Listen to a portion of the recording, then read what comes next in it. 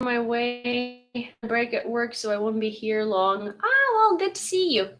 Hi guys, hello YouTube, hello Twitch, hello Twitter. So, as I was saying earlier, you guys broke me. Good morning. As I was saying earlier, you guys broke me, and I decided to also create a Facebook because a lot of you have asked about Facebook like multiple times. Armin, I'm looking at you particularly. But anyway, so I now have a page on Facebook titled So Unexpectedly Yewleea. And I will be doing streams to Facebook as well. The only thing is that I need to upgrade my plan on the streaming software before I can stream to more than 3 platforms. And I'm not ready to give up Twitter yet because there are still a lot of people on Twitter who watch the streams. So it only makes sense.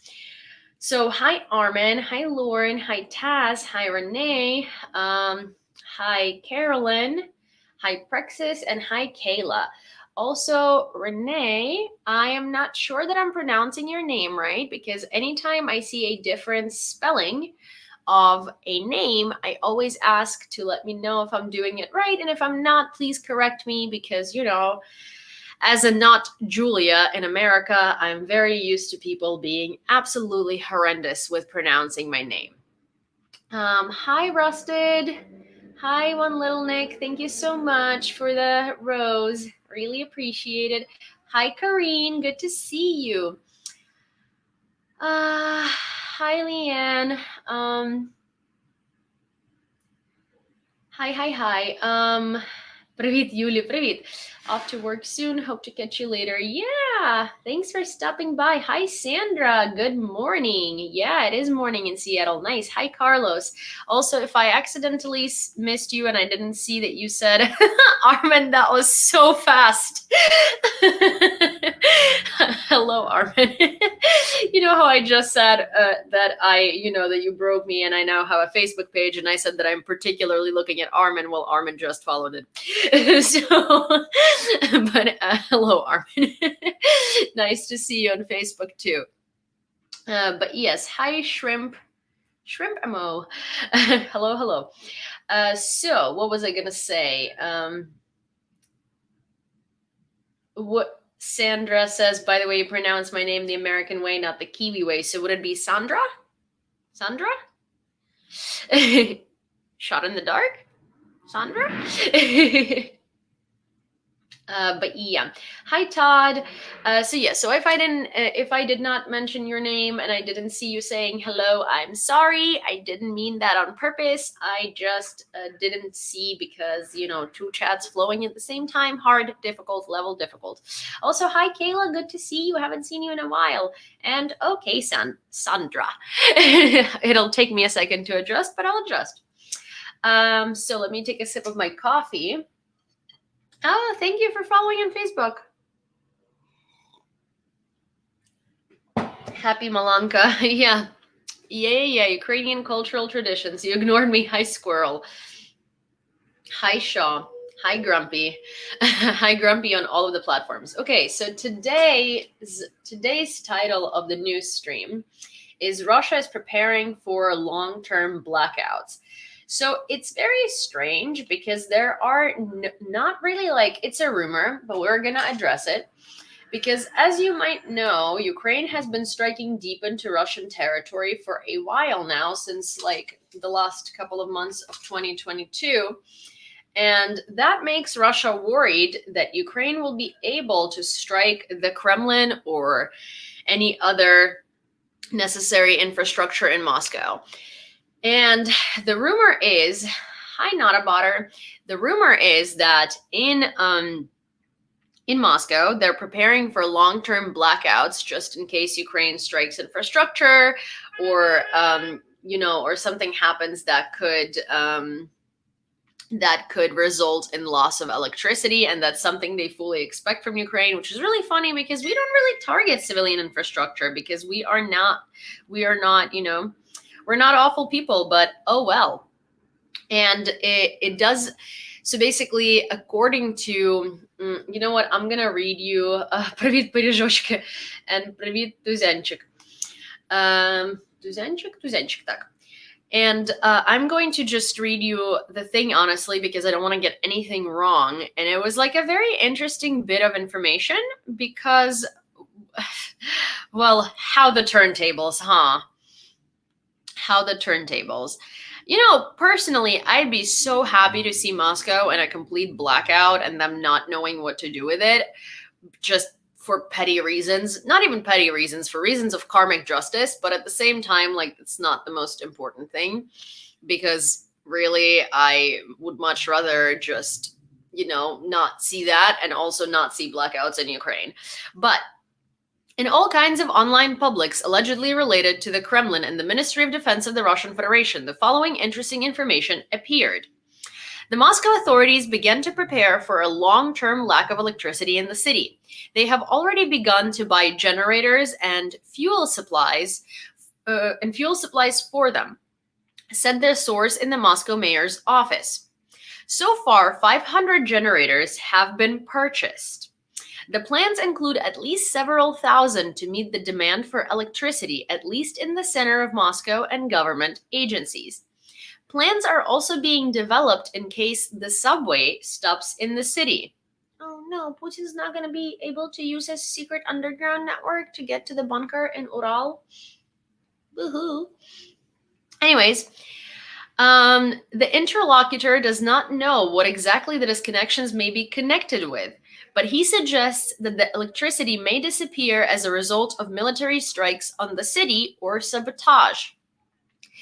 This is what is told at weekly meetings with reference to the military. Generators and stuff have now become as important as preparing bomb shelters, the official says. Still not confirmed, but there is that, and I think it's very interesting that these rumors appear because they don't appear just out of nowhere, and most likely someone had noticed a large supply of generators being purchased for Moscow, and that's how these rumors appeared to begin with, which is interesting and worth looking into. Also, someone on TikTok says, I'm not an old lady, but landed on your page somehow. It sounds like in that one video that I did months ago on crashing the American economy due to the horrible, horrible laws on women's bodily autonomy and helping Ukraine, when I say all ladies, it sounds like old ladies, but what I really mean is all ladies. So yeah. That's what it was. I did not address old ladies. I addressed all ladies and all people who identify as ladies and all people who don't really. It was a very poor choice of wording in my behalf to begin with. But hi, hello. Hi, Magnus. Also, let me do the rundown for everybody who's new here. Hi, my name is Yewleea. I was born and raised in Lviv, Ukraine, and I lived there until I was 16 years old, at which point I have moved to the United States, New York City, and I have lived here for the past 12 years ever since. My entire immediate family lives in Lviv, Ukraine. My mom, my dad, my grandmas, my grandpa, and my aunt, and everybody that I care about. And now, also my mom's dog that she lovingly calls your little brother. And he's a French bulldog, so I really hope that doesn't mean that we have resemblance, because I have a French bulldog, and boy, do I not want to resemble one. But yes, so this stream is happening on 4 different platforms at the same time, and it is TikTok, it is YouTube, it is Twitch and Twitter, Facebook starting next week or so, and My handle is the same across the board. So if you prefer to see, if you prefer to follow me on another platform other than the one that you found me on, you can just look up the same handle as you see. If you are on YouTube or Twitch, you can just look into my About section and find all of my other social media. And if you are on TikTok or Twitter, you can just press the link in my bio and find out literally everything that there is that you might want to know about Ukraine, or where to find me on other social media networks, or where to donate or stuff like that. Very good resource. And hi everyone on Twitch. And hi yup, or hi yuppity. What was I? Oh my gosh, I got lost. I got lost in this super long introduction rundown.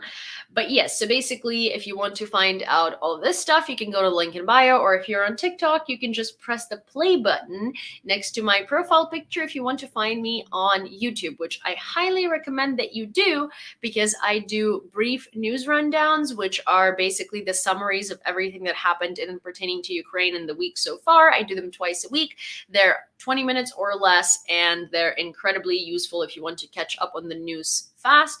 They have 3 sections, and that's news from Ukraine, news from Russia, and then worldwide news pertaining to Ukraine, to the invasion of Ukraine. And also there is always a headline section that just kind of goes in depth on one topic. And there are new segments coming to YouTube very soon. And generally, YouTube is a very great resource, and I am planning on making it even more. Thank you so much, Natalie. And I'm planning on making it even more great of a resource. With that said, also, all of your gifts, all of your super chats, all of your super stickers, TikTok gifts are incredibly appreciated, because it is my full-time job at this point, and they do help me bring the news to you much more efficiently, and they do go a very long way. While they're obviously not required nor expected, thank you, Anne, they are incredibly appreciated. Also, if you'd like to support my journalism, you could join the live subscription feature on TikTok, or join the channel membership on YouTube, or join my Patreon. And on Patreon and YouTube, we do monthly Zoom calls. They are every first Thursday and every first Saturday of the month, and it's a Zoom call with me and the community just to chat and catch up. So that is right now the main perk of YouTube and Patreon. And then I think that's about it. Oh, and I mean, I will plug this for the first time, because it's mostly gear that helps me record, but I do have an Amazon wish list in my link in bio, and most of the stuff on there is recording gear that just helps improve the video quality, and the quality of just, you know, of like the time frame in which I can record and edit these things and stuff like that. So if you so choose, please check it out. But again, you don't have to. And Persephone, why Zoom instead of Discord? Because I am not very good at technology, and it takes me quite a while to adapt to these platforms. I do have a Discord. It is linked in bio, and it's a very great resource for the community to like chat. But I honestly, I don't know. Maybe we will switch it to Discord. It's probably easier, to be honest. But but I don't think everybody has Discord, while on Zoom you can just like dial in even if you don't have Zoom. So Zoom is just like a more user-friendly kind of thing for that. But we shall see. Maybe we will be growing the Discord a little more enthusiastically than we have been. Okay, hi Kathleen, and hi Evan. So Evan says, Yewleea, do you think the Ukrainian armed forces will be able to liberate Donbass and Crimea eventually? Yes, because there is no other choice. Donbass and Crimea are as much territories of sovereign Ukraine and as much citizens and people of Ukraine as Lviv and Ivano-Frankivsk and everything else is. And the whole idea is that Ukraine's total victory, which is the only thing that really is going to lead to peace, is when Ukraine retakes back Crimea and Donbass and all of its territories back to the borders of 1991. So yeah, so there is absolutely no other way. Ukraine is going to liberate Donbass, and Ukraine is going to liberate Crimea, and hopefully Ukraine is going to start very soon with Mariupol, because that has been very necessary and very long overdue. There's so many people in Mariupol who are waiting for the armed forces of Ukraine to come and bring the city back home. But yes, so I hope that was a good answer, or I hope that was an answer that that satisfies your fancy and curiosity. Hi, Kaporusik, and hi, Stew.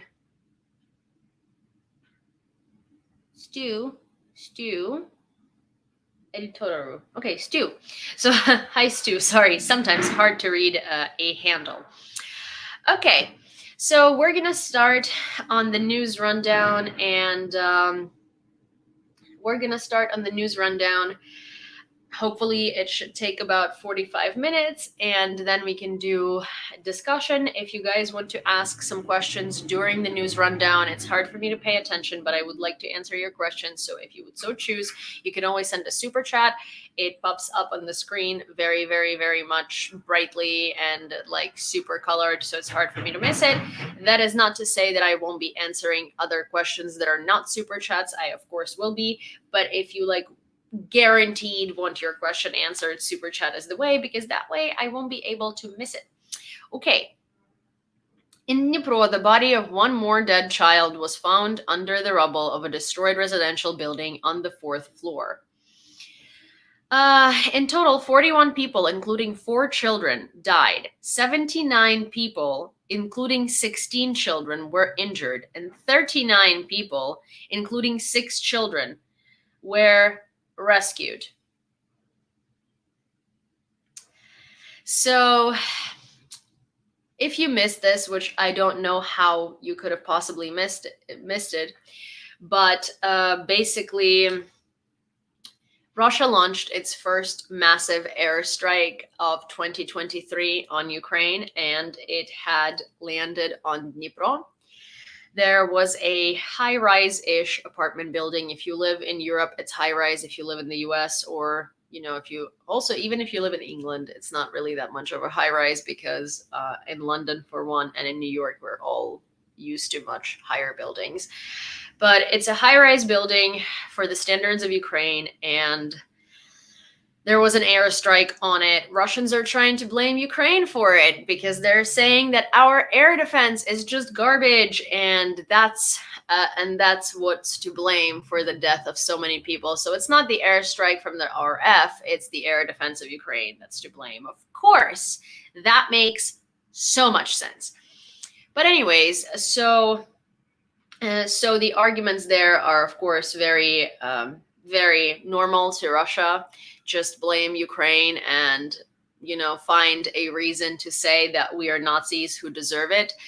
But that's that. So it's one of the larger tragedies that Ukraine has seen. It's similar to what happened to the shopping mall in Kramatorsk.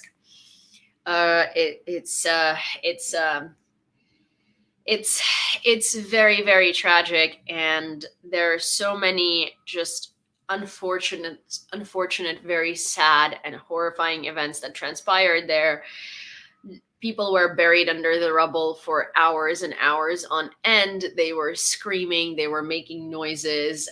Volunteers, in the face of just regular citizens, were showing up and helping crews search and rescue. And when I say crews, I mean more than 100 rescuers were present on the scene, including all of the regular, just neighbors that came to help. There were kids who were helping, adults who were helping.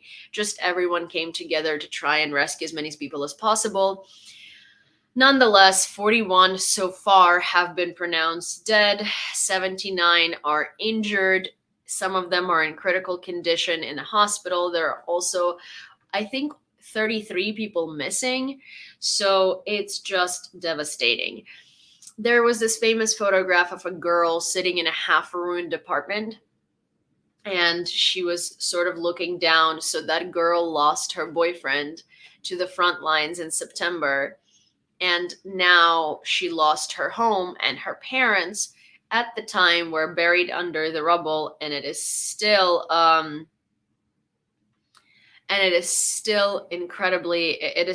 unknown what their fate is like.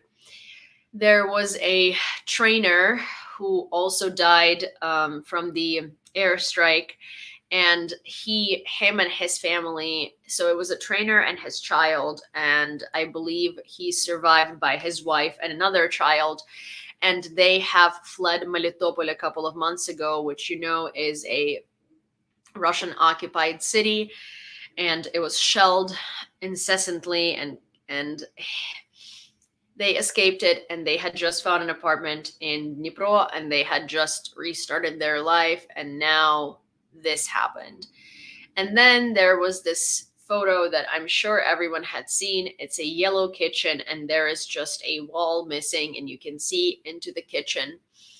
And then after that photo surfaced, a video surfaced of a birthday of like a toddler in that kitchen, and that toddler and her sister were left without parents because their parents had vanished.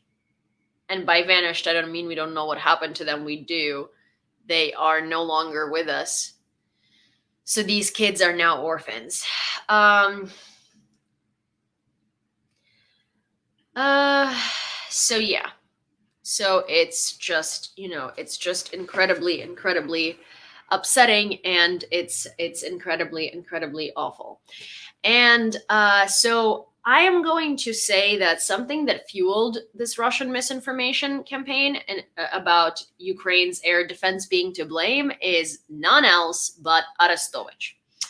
So a lot of people believe that Arestovich is a government official and he has security clearance and credence, but he is just an advisor to the president, which is a hired consultant with no security clearance, who is only receiving information and some light shed on certain situations when people deem it appropriate. Now, Arestovich today quit, which seems too good to be true, to be honest. I, for one, am so incredibly happy that he resigned.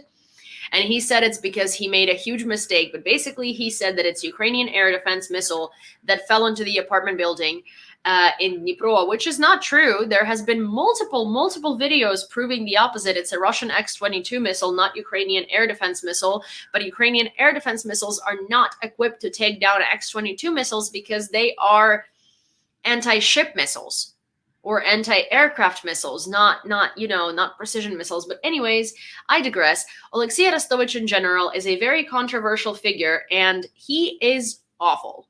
I, for one, would be so very happy if he stopped doing whatever it is that he's doing for hype and followers. He says that he is a psychology aficionado and that he is so very well versed in this subject, yet says that according to psychology, being gay is a divergence, which it's not true. I have a diploma in psychology, and I will tell you that is absolute BS. So he is a backyard self-proclaimed psychologist who uses a lot of terminology that he doesn't understand to justify his horrible behavior and his horrible views on the world. He became very popular in the beginning of the war because he was kind of calming people down. So he has millions of people who watch his awful show on YouTube, and he also justifies Russification. He consistently says that Ukraine's response to the Russian invasion is petty. He is, to me, it's just a Kremlin agent that's so corruptly tied into the like higher officials in Ukraine that we can't boot him out. But he is quite literally incredibly awful. He's not a friend to Ukraine. He is damaging. His views are horrendous. He's a homophobe, misogynist, and a Russian apologist.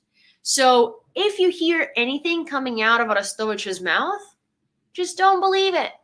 Just don't believe it. Unfollow him on Twitter, unfollow him on Instagram, unfollow him, whatever it is, where you follow him. If you thought that he has security clearances and if you thought that he's a government official, no, he's not.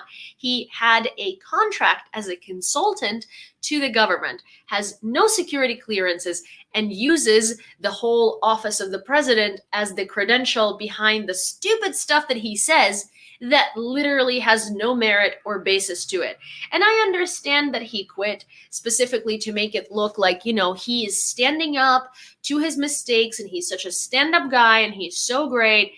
I'm sure that there is some sort of back plan to it, because it just can't be that easy. Like, we Ukrainians have been quite literally lobbying for him to be fired, and we have been lobbying for him to be removed, and we have been lobbying for him to be canceled for so long, and this guy just wouldn't disappear. And now suddenly he makes one more horrifying comment, and he's like, oh yes, I take on the responsibility and I quit. It's either someone at the office of the president finally cut the cord and was like, no, or it's some sort of like a ploy by him to get more sympathy and more, I don't know, more liking, more followers or whatever. We shall see. I'm not going to rejoice that he had resigned, because, cancer doesn't just go away like that. It doesn't just leave your body, right? And same with cancerous people. They don't just admit to their mistakes and leave. So I have very little faith in this being done out of the goodness of his heart. So let's see what happens. Is he Russian or Ukrainian? He is a very, very Russified Ukrainian. But yes, he can go, as Kat says, to the exact same place as the Russian worship. Alrighty. The organizers of the Australian Open banned Belarusian and Russian flags at the competition after one of the fans demonstrated the tricolor. Before that, fans were allowed to bring flags of Russia and Belarus, but they could not use them. After the complaint of the Ukrainian ambassador, this was banned as well. According to the rules of the Australian Tennis Federation, athletes from Belarus and Russia can participate in tournaments, but without national flags and symbols of their country. Which, again, is just like putting a Band-Aid on the problem and still making money and letting those athletes make money and still let them represent Russia and Belarus, because everybody knows where they're from. It does say where they're from. It's not like they're nameless. And if they are, then they're the only countries that are not represented by flags and symbolic, so people will gather it anyway. So the fact that the Australian Open is letting Russian and Belarusian athletes compete just as long as they don't show their flags is quite embarrassingly wrong to begin with, and shows that money rules and money drives. Russia has deployed 6 missile carriers with an almost record number of calibers to the Black Sea. The total salvo is up to 44 missiles. During the day, the submarine visited the basing point, and this may well indicate a rearmament. This means that today we estimate the total salvo of missiles on board all 6 missile carriers that are currently on combat duty to be up to 44 missiles. Hi, DW. The missile threat remains urgent, said Natalia Homonyuk, spokeswoman for the press of the Operational Command South. Russia is going to try and use everything they can to bombard Ukraine and to inflict as much damage as they can right now, because, in fact, they're running out of missiles and they want to make it look like they're not. Boris Pistorius will become the new Minister of Defense of Germany, Der Spiegel writes. The Minister of the Interior of Lower Saxony will take the post instead of Christine Lambrecht, who quit on Monday yesterday, or announced her resignation. So this is a new substitution. Hi, Mariana. And, okay. The EU has announced that disbursement of the first tranche of macrofinancial assistance to Ukraine in the amount of 3 billion euros in 2023. So the actual tranche of assistance is 18 billion, but it's going to be divided onto smaller amounts. Search and rescue operations at the site of missile attack in Dnipro completed at 13:00 today. So that would be 1 p.m. Kyiv time. 44 people were killed. Thank you so much, DW. Including 5 children. 79 were injured, including 16 children. 39 people were rescued, including 6 children. Also, 47 reports of missing persons were received, of which 23 people were identified as dead. 4 people were found alive at relatives or in hospitals. Chancellor Olaf Scholz confirmed the future appointment of Pistorius. He considers him the most suitable candidate for the post of the head of the Bundeswehr. Thank you so much, Melissa. And hi, user 28836. Lithuanian President Gitanas Nausėda hopes that the NATO summit in July in Vilnius will find new wording on Ukraine's membership in the alliance. Because repeating every time what we said at the summit in Bucharest in 2008, we keep the door open, is no longer enough, Nausėda said.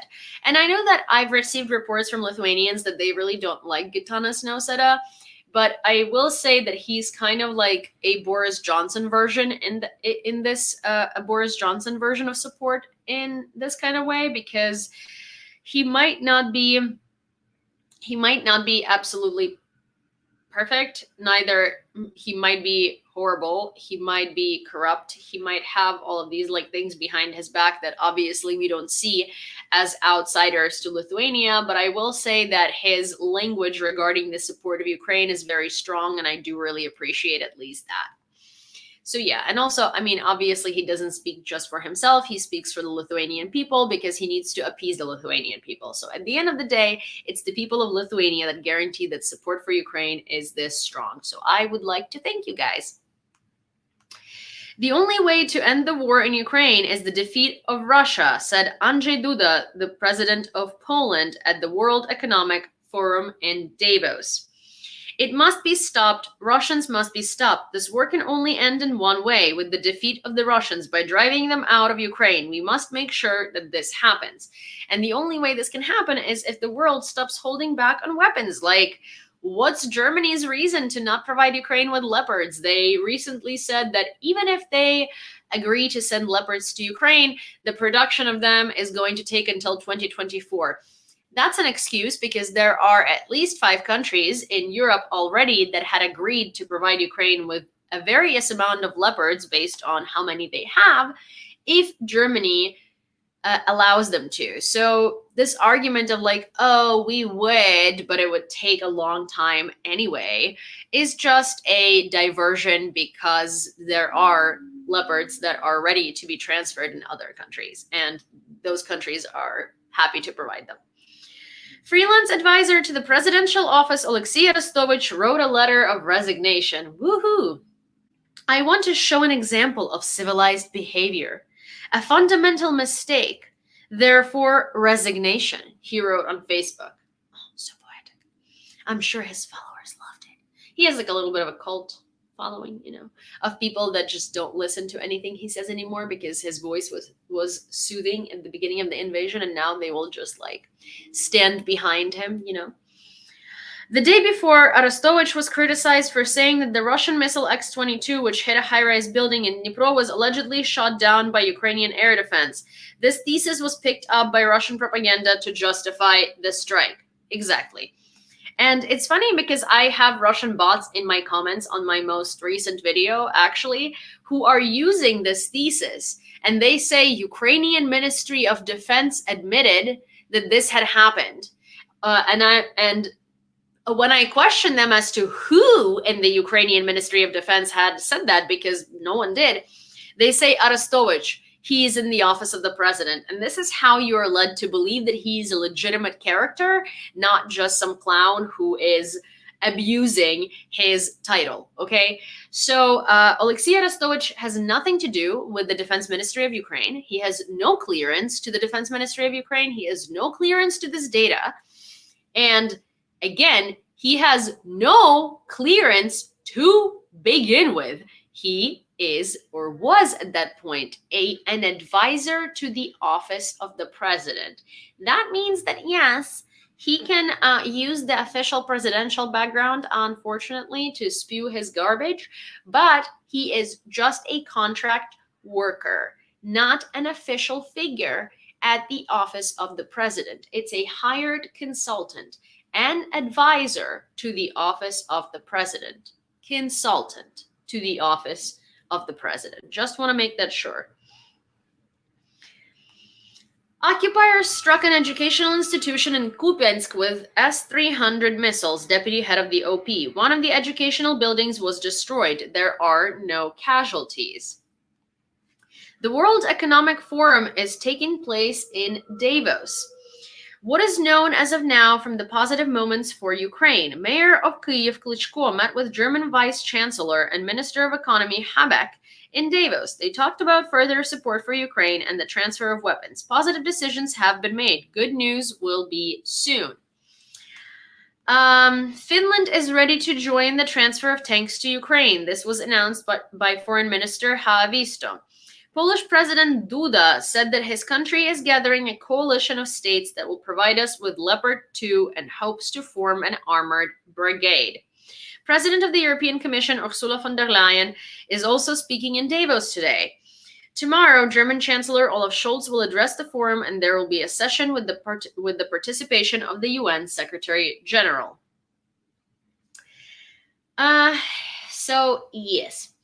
We are going to have to. Hi, Veronica. We're going to have to wait on, on hearing more about what happened at the Economic Forum in Davos, because there is really not that much information as of now. A man's family was awakened by an explosion that shook the entire house and blew out the windows in their apartment. The man, opening the door from the bedroom, found himself standing on the edge of an abyss. There were no apartments left. Nothing. Just an abyss. The family had to flee the occupation of the Donetsk region in 2014. They moved to Kherson. After February 24th, they found themselves under occupation again and decided to move to Dnipro in May. Second image depicts the only things they have after the Russian missile destroyed their apartment. I'm going to show you what that looks like over here, and then I'm going to show you what that looks like over here. That's all they have left. Olena Zelenska presented the Ukrainian formula for peace at the World Economic Forum in Davos. Hi, Jillian. Earlier, the formula was already announced to the G19 leaders by the president of Ukraine. 10 specific points, from nuclear safety to the restoration of the territorial integrity of our state, from energy security to the return of all prisoners of war and deportees held in Russia. This is now one of the key tasks for our state, to engage the world in the implementation of the peace formula, the president's wife informed in the telegram. She noted that she believed that this year would not become a year of political crisis if it became a year of the Ukrainian peace formula that will be implemented. And while Ukraine is struggling from the Russian invasion, Ukrainians are struggling the most in this way, right after obviously losing our lives to defending our country and to just sleeping in our houses. Unemployment rate in Ukraine is 30%. More than 4.7 million people are looking for work. The National Bank of Ukraine estimates the unemployment rate at 30%. This means that 4.7 million Ukrainians are looking for work and cannot find it.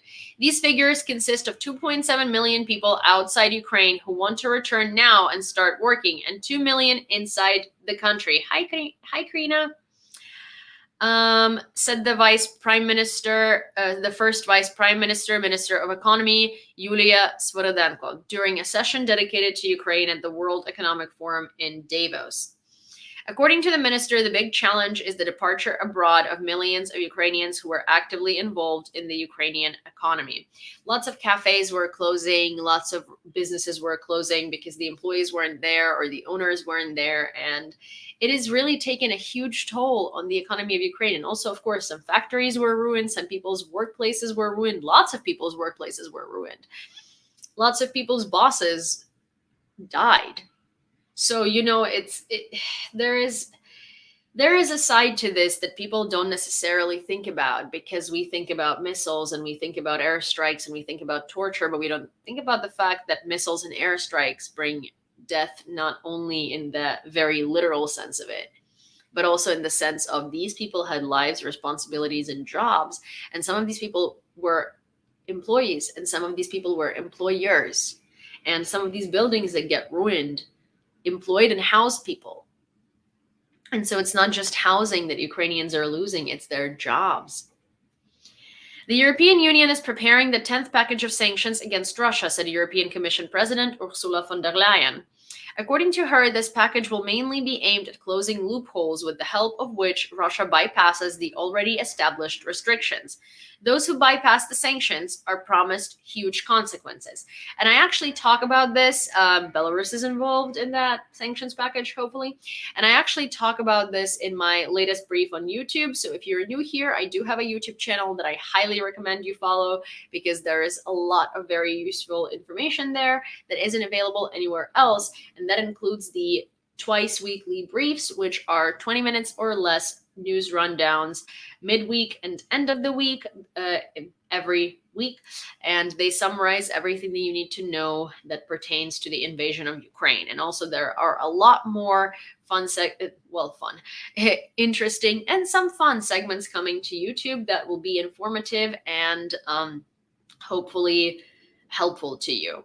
But my YouTube is attached to my link in bio. It's also the play button next to my profile picture on TikTok. And if you are on Twitch, then it's in the about section, and on Twitter, it's also in the link in bio. There is a lot of very useful information in my link in bio, including my Patreon if you'd like to support my journalism, which helps a lot. And I'm very, very grateful for every one of you. And you can also join the channel, and you can also join the live subscription on TikTok, or become a channel member on YouTube, or you could just watch. And I'm thankful for that too. Okay, Putin needs to capture Bakhmut in order to preserve his dictatorial regime, says Defense Minister Reznikov. Hi, Voice Teach, and thank you, Karina. Thank you so very much. I really, really appreciate that. In addition, it will allow him to show Russians how successful the war is and motivate them to go to the front, which is really funny, because Russians determine the success of the war by capturing a city that has been leveled, so Soledar and Bakhmut, that quite literally has very little strategic importance to them. And after 11 months of war and the loss of 60% of territories that they have gained since the 24th, they consider capturing Bakhmut a success, while in doing so, they're losing 500 to 600 servicemen daily. Successful. The Netherlands is considering sending Patriot missile systems to Ukraine. Bloomberg reports the decision will be made in the near future. And that is pretty much all I have for today. If you want to know more about everything that happened this week, you are welcome to check out the brief on YouTube, because it does summarize. It has so much information for something so short. But I do want to show you something else, and that is Russian propaganda TV, obviously, explaining exactly what they think about the airstrike on Dnipro. And before I even say this, if you go to any Russian Telegram channels that are popular, you will find yourself in a pickle, because all of these ordinary Russians, all of these innocent, ordinary Russians, where, the support for the war is not over 70%. It's just propaganda and you can't trust it. They all write things like, what a beautiful sight to see. Just another bombing of chochols. Them stupid chochols. Chochols is a derogatory term that Russians use. To it's basically like the N-word for Ukrainians. Thank you, Karina. And that's what they call us. And they basically react to the airstrike applauding the Russians. And they say things like, how's your NATO air defense doing now?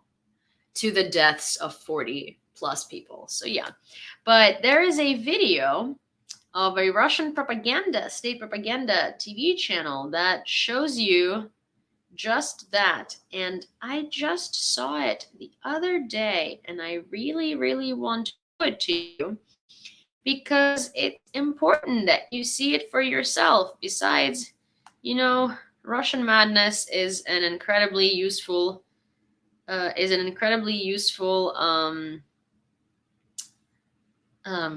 segment, because you guys see exactly what's happening inside of this fantastic country. For some reason, I have left. For some reason, I can't find where that video was. I just saw it. It was, found it. Because I was going to say it was like everywhere. And I just found it. Fantastic. So I'm going to send it to myself. I'm sorry for taking so long. You know that I experience technical difficulties sometimes. And there was a comment saying that it's worth noting that Bakhmut hasn't been captured yet.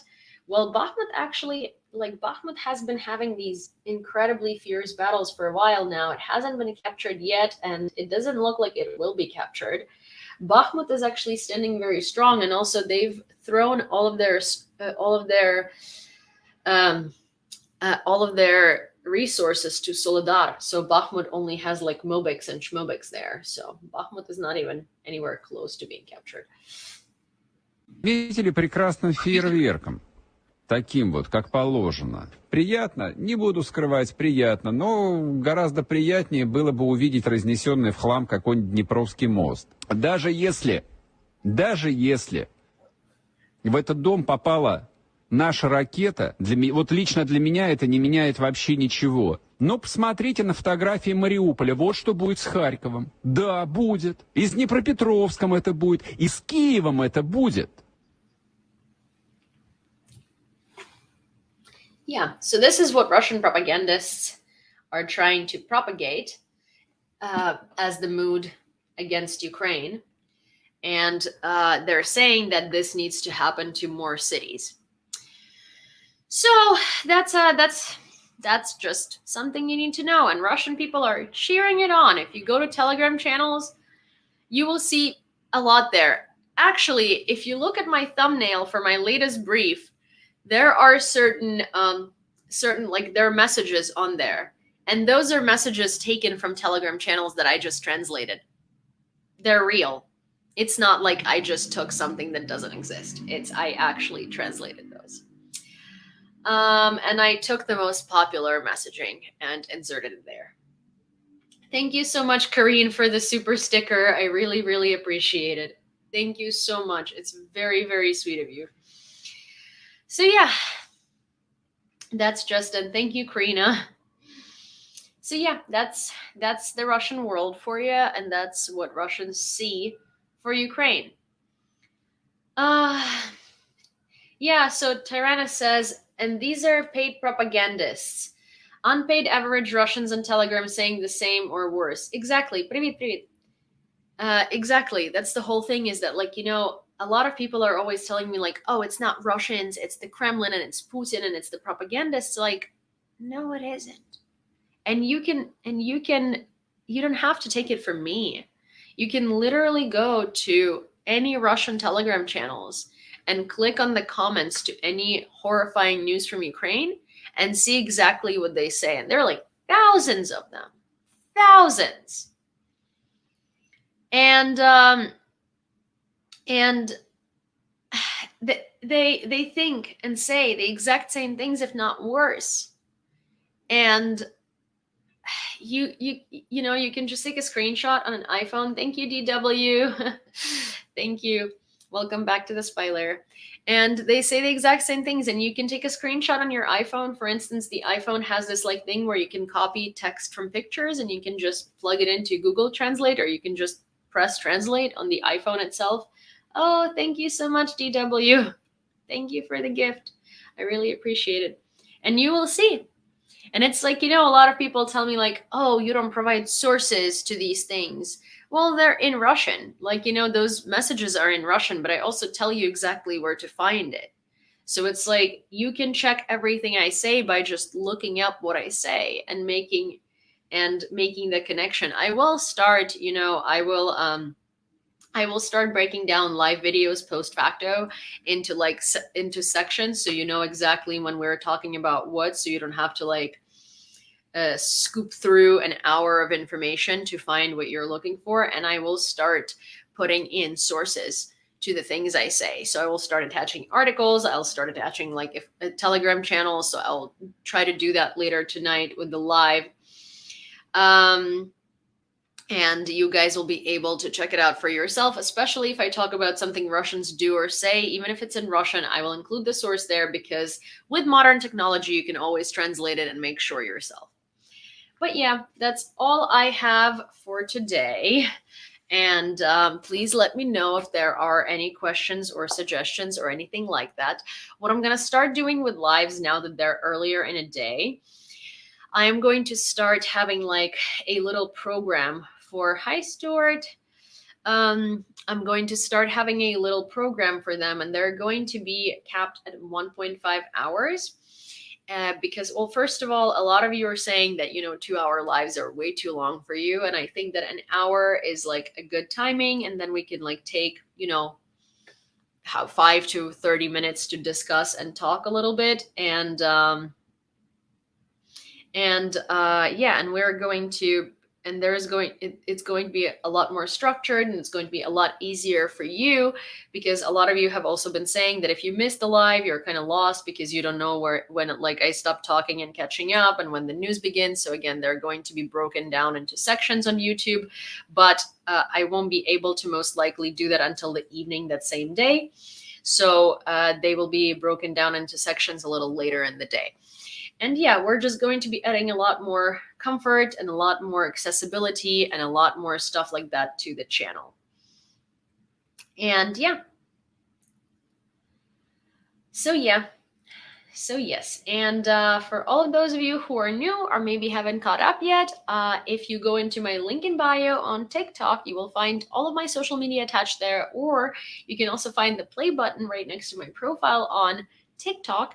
And I would really, really appreciate it if you guys signed up to YouTube, because there is a lot of very important information happening there. Jack the Rocky says, I like longer lives.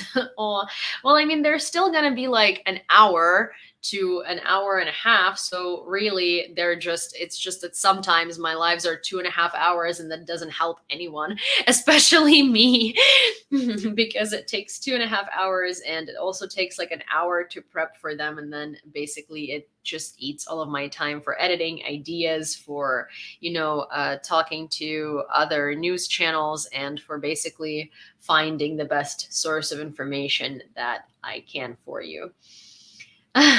Well, Karina, I will be doing lives earlier now, so it's going to be 5:30 London time, 5:30 p.m. London time. So maybe you will be able to, catch me more often. And I love seeing you on lives. But yeah, so that's what I have for today. Thank you so very much. If you want a very, very detailed description of everything that happened up until Sunday or up until Monday, you let me catch up on the brief. There is a lot of information in the brief. And also, when you comment on the brief, or when you comment on all of my YouTube videos, I usually, unless it's a bot saying something stupid, I try to respond and interact. So I'm very responsive in the comments. I'm very responsive in the comments on TikTok, unless the video is quite viral, because then it's just hard to get to everyone. But on YouTube, I respond to a fair amount of comments. So don't hesitate asking questions, and don't hesitate reaching out. Thank you, 300 live. Oh, that's so sweet of you. It's not only by his actions, but I saw pictures of the ZZ tattoos. 300 live says that Prigozhin has ZZ tattoos. Well, he has SS chevrons tattooed on here. So that's even worse. And yeah, he's very openly a Nazi. Now he's not, because he has an image to uphold. But PMC Wagner's head is an open Nazi. Always was. Hi, greetings, Jojobu. And yeah, thank you so much, guys. Thank you so very much. And also, before you go, wait, Boring Lauren says, is Yewleea pronounced similar to Julia? It's the same as Julia, but Y instead of a J, so it's Yewleea. And wait a second, Armin's quote of the day is up. So before you guys leave, I'm going to read the quote, and that's going to be a perfect ending to every live, as long as Armin is here and willing to provide quotes, of course.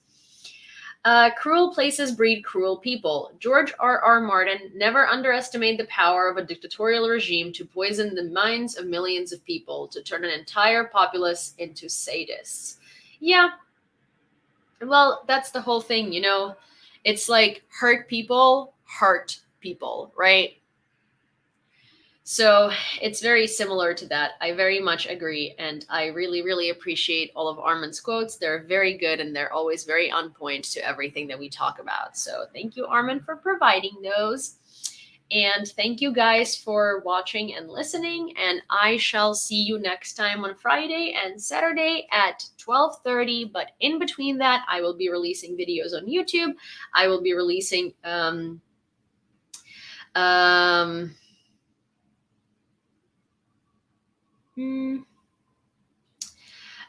will be releasing